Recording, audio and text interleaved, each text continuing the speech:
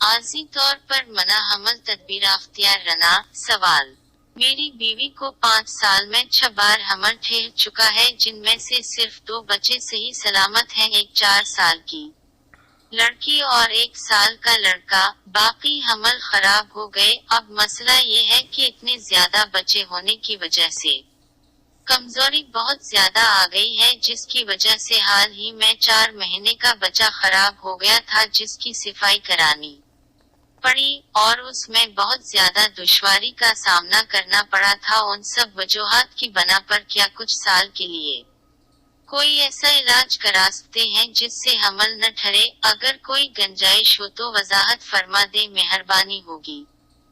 جواب: صورت مسئلہ میں اگر آپ کی بیوی بیمار اور کمزور ہے تو عارضی طور پر منع حمل تدبیر اختیار کرنے کی گنجائش ہوگی۔